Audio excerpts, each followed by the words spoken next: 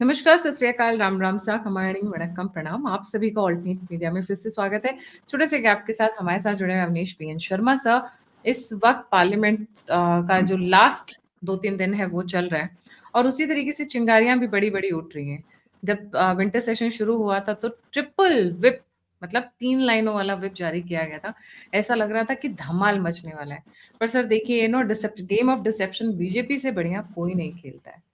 मतलब क्या करने वाले हैं, क्या समझने वाले हैं, कुछ पता ही नहीं चलता है। कुछ हुआ नहीं और फिर अभी जब ये दोबारा वापस आए हैं, ब्रेक के बाद 9 मार्च से, तो अब वुमेन रिजर्वेशन बिल राज्यसभा में आने वाला है। उसको लेकर बड़ी एक्साइटमेंट हो रखी है। वहाँ से शुरू करूँगी और भी बहुत सारी बातें पार्लियामेंट की हम डिस्कस करेंगे। जी सर। बिल्कुल। देखिए, ये सरकार लोकसभा के आकार में बदलाव इसको तो पहले से प्लान करके चल रही है और इसीलिए सेंट्रल विस्टा प्रोजेक्ट आया। और जो आप राज्यसभा और लोकसभा दोनों में आप नंबर ऑफ सीट्स देखिए तो वो बढ़ के 900 के आसपास की सीट लोकसभा में और इसी के प्रोपोर्शन में राज्यसभा में। ये ड्यू था परसिमन, क्योंकि जो सेंसस है वो 2011 का है और एक नया सेंसस ये ड्यू था। तो बहुत सारे लोगों को ये लग रहा था कि जब नया सेंसस हो जाएगा उसके बाद जो है वो परसिमन होगा। लेकिन सरकार ने थोड़ी सी स्ट्रेटजी अपनी बदली। हालांकि ये वुमेन्स रिजर्वेशन तो पहले ही पास करा के रख लिया हुआ है, अब इसे इम्प्लीमेंट करना है। और इम्प्लीमेंटेशन के लिए, पास कराने के लिए तो बहुमत चाहिए, लेकिन इम्प्लीमेंट कराने के लिए 2/3 बहुमत चाहिए। और 2/3 बहुमत का मतलब ये होता है कि ऑलमोस्ट आप कह सकते हैं कि निर्विरोध, यानी सारी पार्टियां, लगभग पार्टियां इसके सपोर्ट में आ जाए। तो खुद गृह मंत्री अमित शाह इसको इनिशिएट कर रहे हैं और कांग्रेस को छोड़ के बाकी लगभग सारी पार्टियों से बातचीत हो चुकी। कांग्रेस से अभी बातचीत बाकी है और कांग्रेस के पास नंबर्स भी ज्यादा हैं। लेकिन कुल मिला के ये है कि वुमेन्स रिजर्वेशन बिल को कोई रोक नहीं सकता। 33% वो रिजर्वेशन है। हमने ये अभी क्यों कहा, क्या मेरे पास किसी का मैसेज आया? राहुल गांधी ने मुझे चिट्ठी लिख के या फोन करके नहीं बताया कि भैया हम इसका विरोध नहीं करेंगे। लेकिन जब ये लोकसभा और राज्यसभा में आया था उस समय भी किसी भी पार्टी ने इसका विरोध नहीं किया था। मैं उस आधार पर ये कह सकता हूं कि लगभग निर्विरोध वाली स्थिति रहेगी इसकी। लेकिन फिर भी कांग्रेसी अपनी तबीयत के हिसाब से कुछ ना कुछ करेंगे। लेकिन सरकार इसको लेके कितनी गंभीर है, महिला सशक्तिकरण और नए जो जब नंबर्स आएंगे परसिमन के बाद तो उसमें बहुत अच्छी संख्या में रिप्रेजेंटेशन हो, इसको इंश्योर करने के लिए 15 साल के लिए ये है। लेकिन सब्जेक्ट टू इसको और एक्सटेंड किया जा सकता है। खुद गृह मंत्री इसको इनिशिएट कर रहे हैं। आप ध्यान दीजिए, संसदीय कार्य मंत्री नहीं कर रहे, महिला विकास मंत्री वो डिपार्टमेंट नहीं कर रहा, उसके मंत्री नहीं कर रहे, ये खुद गृह मंत्री इसको इनिशिएट कर रहे हैं। तो ये बताता है कि कमिटमेंट सरकार का क्या है। अब नंबर्स की अगर बात करी जाए तो अभी हमारे पास 543 लोकसभा है, ये बढ़ के हो जाने वाले हैं लगभग 816। 816 जब ये हो जाएंगे तो इसमें 33% यानी कि वो काउंटिंग, वो नंबर निकल के आएगा 273 महिला सांसद इस देश में। जबकि आज की अगर हम स्थिति देखें तो इस लोकसभा में कुल 75 महिला लोकसभा सदस्य हैं। पश्चिम बंगाल से सबसे ज्यादा हैं। हालांकि दुर्भाग्यपूर्ण स्थिति यह है कि पश्चिम बंगाल में ही महिलाओं के साथ सबसे ज्यादा दुर्व्यवहार देखने को मिलता है। इवन सबसे ज्यादा देश में 11 सांसद पश्चिम बंगाल से हैं, जिसमें मुख्यमंत्री भी महिला है। उसके बाद दूसरे नंबर पर एज यूजुअल नंबर्स में चूंकि बड़ा है तो उत्तर प्रदेश को आना है। यहाँ पे 7 महिला है, महाराष्ट्र में 7 हैं। उसके बाद स्थिति यह है, मैं पूरा लिस्ट नहीं गिनाऊंगा, आप सोचिए 7 स्टेट और 6 केंद्र शासित प्रदेश ऐसे हैं जहां एक भी महिला सांसद नहीं है।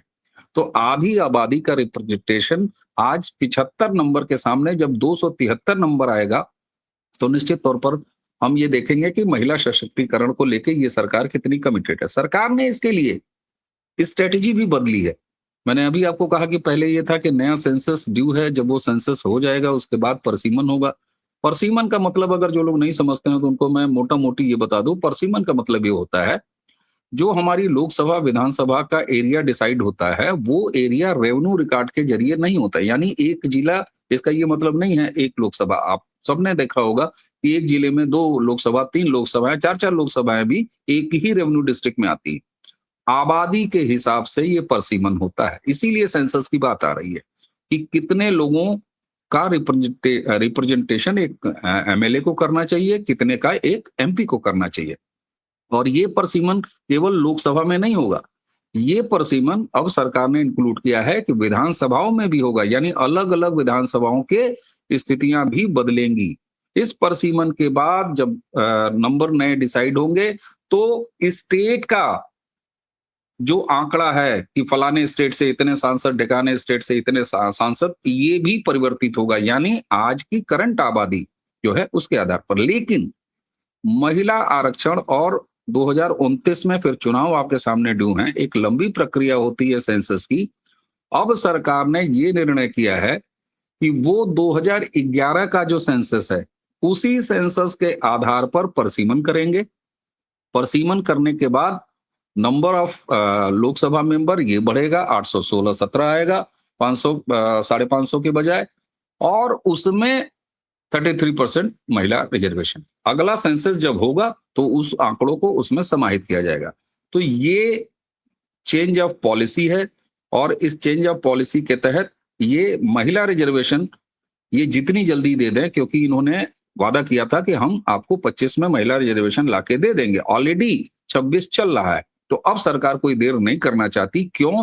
कारण यह है कि जो कमिटमेंट उसने महिलाओं के साथ किया था, इस देश की आधी आबादी के साथ किया था, उसको उसे अगले लोकसभा चुनाव से पहले कर लेना है।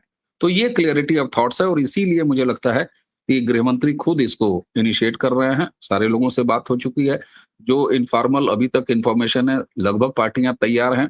कांग्रेस को अलग से अभी बात करना बाकी है, और वो गृह मंत्री उसके भी इनिशिएट करेंगे। तो मुझे लगता है कि ये एक ऐसा विषय है जिस पे थोड़ा बहुत नाटक नौटंकी तो एज यूजुअल राहुल गांधी का गिरोह करेगा, लेकिन इसे रोक नहीं सकता। किस मुंह से ये इसे रोकेंगे? लेकिन भारतीय निर्वाचन प्रणाली और representation of women in politics, इसके लिए मुझे नहीं लगता कि सदी का ये सबसे बड़ा डिसीजन अगर मैं कहूं तो इसमें कोई गलत है महिलाओं के लिए। जी।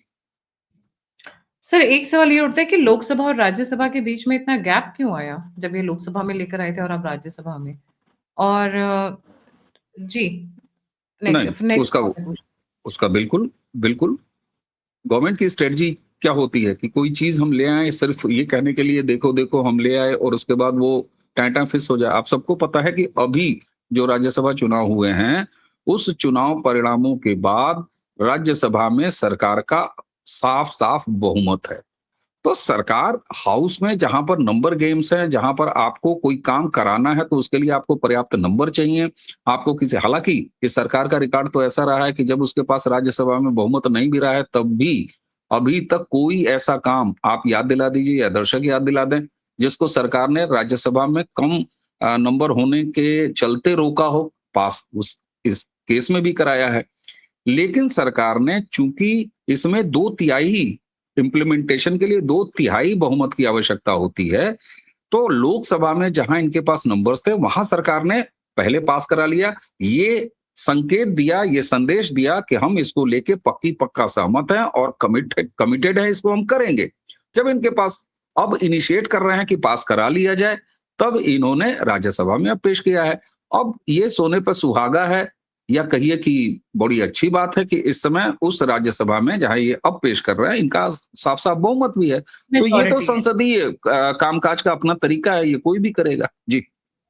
दैट वाज़ इंटरेस्टिंग बिकॉज़ अभी जब ये उड़ीसा में और बाकी जगह जो राज्यसभा इलेक्शंस हुए हैं, तो बहुमत के साथ निकल कर आए हैं और इसलिए अब इनका राज्यसभा में अब इनके बिल रुकने नहीं चाहिए, जितने भी बिल आएँगे अब इनके।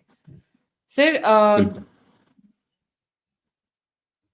तो सर ये ऐसा नहीं लग रहा है ये सारी तैयारियाँ वन नेशन वन इलेक्शन की तरफ धीरे-धीरे बढ़ रही हैं? बिल्कुल। और आपको one election, one nation one election कोई ऐसा फार्मूला नहीं है कि जो एक फाइल पे सिग्नेचर होगा और उसी दिन हो जाएगा, क्योंकि उसमें बहुत सारे एडजस्टमेंट करने पड़ेंगे। कई आपके राज्यों के विधानसभा चुनाव को आपको देखना पड़ेगा, उसका टर्म कितना है, उसके लिए एक बाकायदे कमेटी बनी है। वो कमेटी, उसकी रिकमेंडेशन है, आपको पता है कोविंद हमारे जो भूतपूर्व राष्ट्रपति साहब हैं, उनके अध्यक्षता में ये कमेटी है। और बड़े अच्छे फार्मूले वो ओपन पब्लिक डोमेन में है, दर्शक चाहें तो उसको गूगल करके खोल सकते हैं कि अभी शुरुआती सिफारिशें क्या हैं, कि जहां पहले होता है उसको बढ़ा दिया जाए, जहां बाद में हो रहा है उसको थोड़ा घटा दिया जाए, इस तरह से है। अब देखिए, मैं जरा इस पर आने से पहले, इस देश में महिलाओं को अधिकार, चाहे वो राजनीतिक हो, चाहे सामाजिक हो, चाहे आर्थिक हो, इनको देने के लिए आप अगर जरा पुराना पैटर्न बाँचेंगी, मैं केवल इस राजनीति में 33% या नंबर अब आए हैं महिला आरक्षण को लेके, कब ये इनिशिएट हुआ? मुझे कहने में कोई शक नहीं है कि यूनाइटेड फ्रंट की गवर्नमेंट जब 1996 में थी, तो देवगौड़ा साहब ने सबसे पहली बार भारत की संसद में महिलाओं को आरक्षण मिलना चाहिए, राजनैतिक रिप्रेजेंटेशन के लिए दर्शकों, उसके लिए उन्होंने सबसे पहले विधेयक पेश किया। सरकार को समर्थन देने वाली, उस समय आपको पता है कांग्रेस भी बाहर से समर्थन दे रही थी देवगौड़ा की सरकार को। उन सारी पार्टियों ने इंक्लूडिंग कांग्रेस इसका विरोध किया था और उसके बाद मामला स्टैंडिंग कमेटी में चला गया था। फिर साल आता है 2098, 13 जुलाई 2098 को स्वर्गीय अटल बिहारी वाजपेयी के एनडीए सरकार ने लोकसभा में इस बिल को, महिला आरक्षण बिल को पेश करने की कोशिश की। लेकिन तब आरजेडी, जी हाँ, यही लालू प्रसाद यादव की पार्टी के सांसद सुरेंद्र प्रसाद यादव ने बिल की कॉपी फाड़ दी थी। सोचिए, ये महिलाओं के हक हकूक की बात किस मुंह से कर सकते हैं। गायत्री जी, 1998 में ही 14 जुलाई को एक बार फिर सरकार ने, अटल बिहारी वाजपेयी की सरकार ने महिला आरक्षण बिल ले आया, लेकिन कांग्रेस सहित पूरे विपक्ष ने हंगामा किया और ये इनिशिएट नहीं हो पाया। 98 को एक बार फिर कोशिश किया और तब सपा के सांसद ने इसका विरोध किया।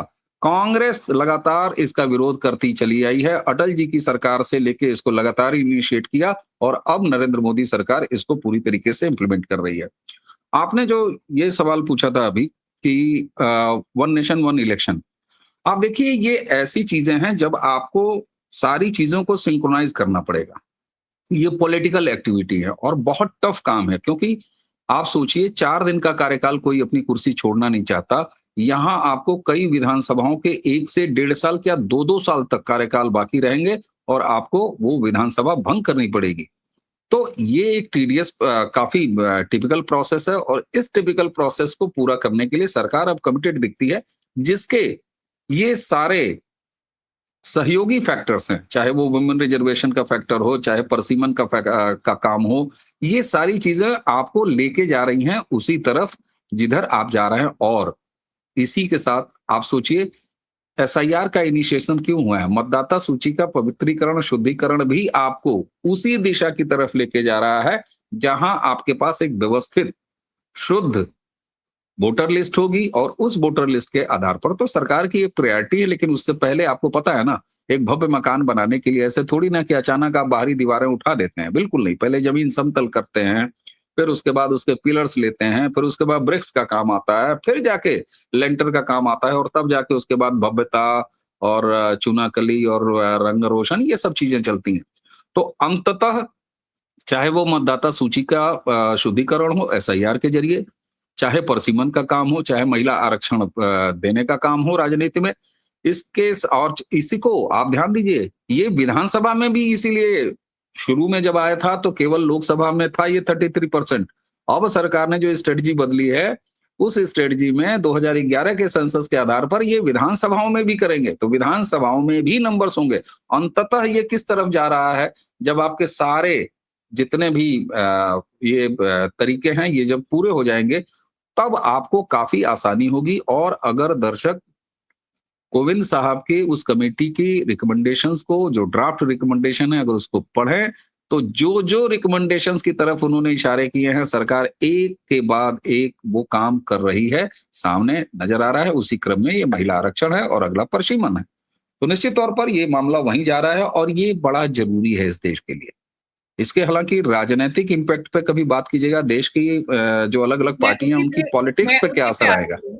मैं उसी पे आ रही थी सर, मैं उसी पे आ रही थी। जी। ये बड़ा इंटरेस्टिंग होगा। हालांकि ये अभी बड़ा प्रीमैच्योर होगा कहना, लेकिन जो थोड़ा बहुत मैं अंदाजा लगा पा रहा हूँ, अब दर्शक इसको वेरीफाई करेंगे कि क्या मैं सही कह रहा हूँ या मेरा अंदाजा सही है कि नहीं।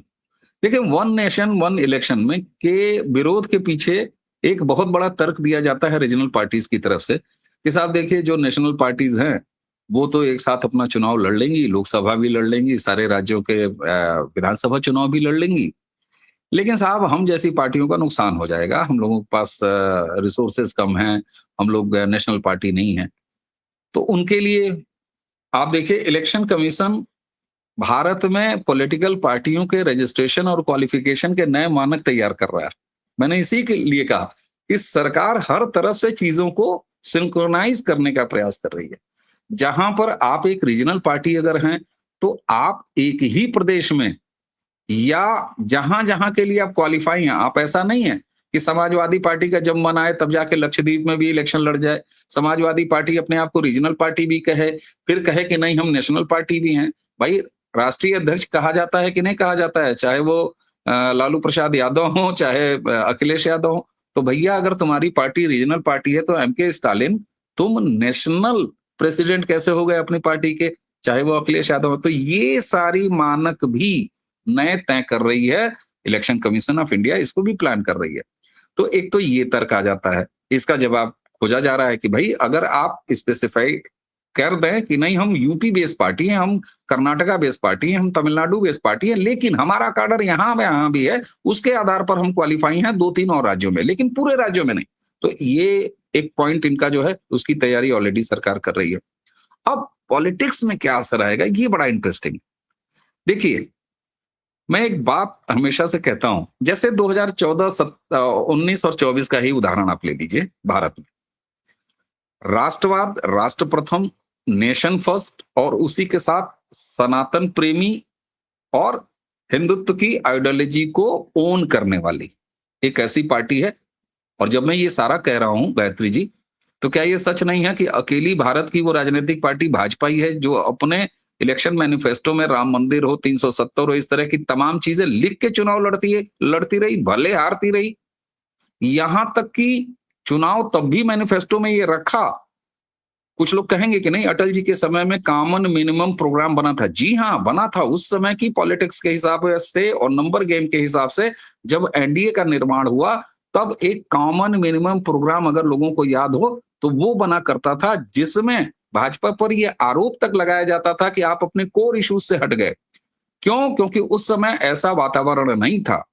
और मैं ये स्वीकार करता हूं कि भाजपा ने राम मंदिर, 370, यूसीसी ये मुद्दे कहे कि ये हमारे मैनिफेस्टो में हैं, लेकिन ये कॉमन मिनिमम प्रोग्राम के हिस्से नहीं है क्योंकि हमारे पास नंबर्स नहीं है। And this is what a practical approach is. जहां आप जो मॉडल ऑफ डेमोक्रेसी हमने अपनाई है, जहां नंबर गेम है।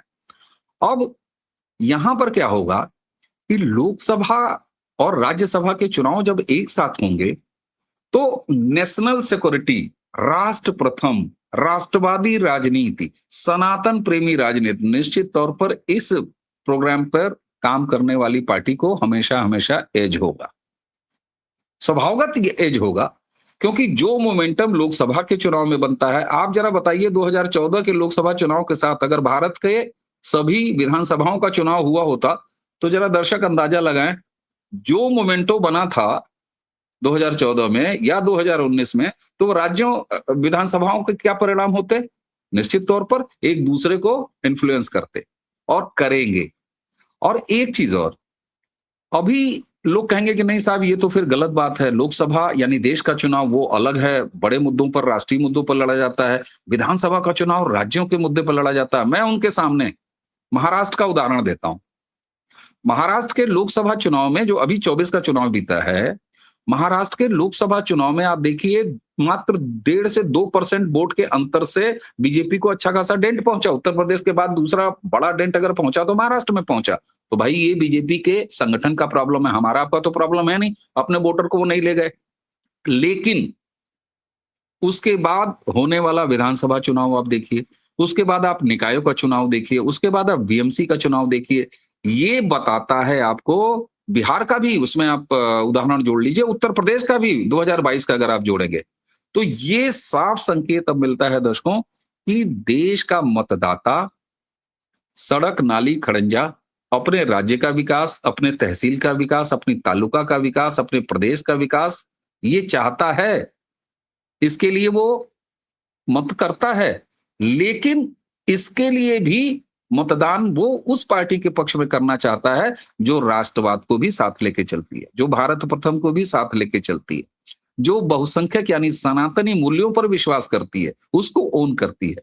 तो ये एक नया चेंज 2014 से इस देश के वोटर्स में आया है, जहां पर वो तालुका, ग्राम प्रधान, ग्राम पंचायत तक का इलेक्शन भी चाहती है, लेकिन वो उसी को समर्थन देना चाहती है।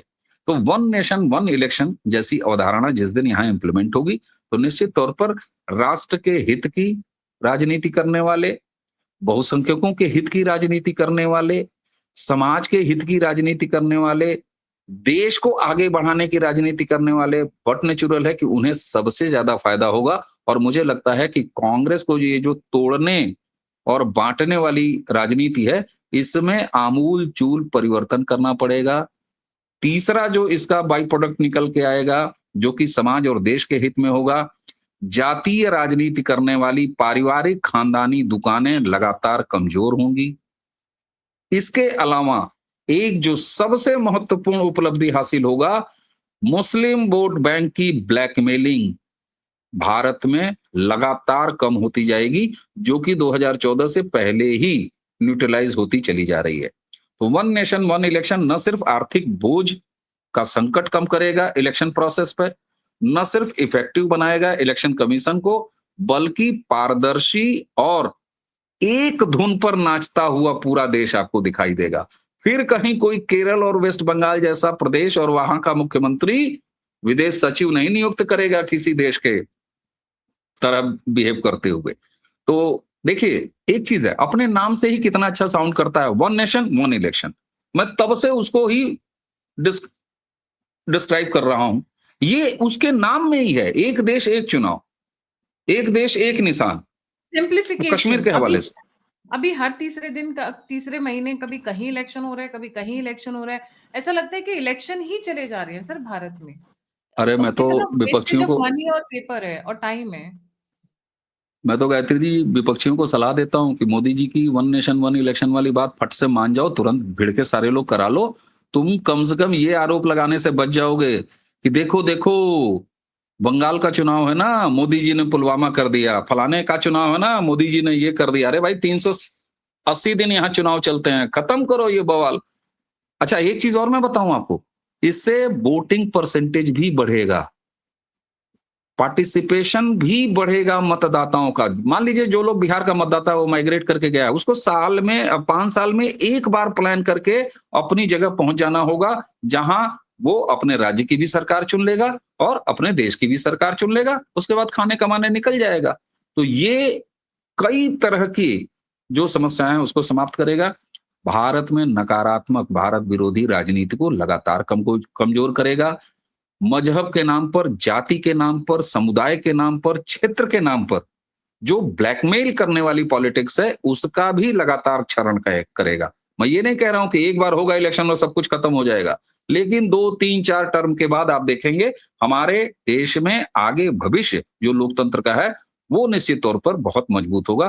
तो ये सारी चीजें वन नेशन वन इलेक्शन की तरफ ही जा रही हैं, चाहे वो महिला आरक्षण हो, चाहे परसीमन हो, चाहे एसआईआर हो, चाहे इलेक्शन कमीशन जो पॉलिटिकल पार्टियों का जो क्वालिफिकेशन जो ग्राउंड है उसके लेके जो उसका इनिशिएटिव, ये सब उसी तरफ जा रहा है।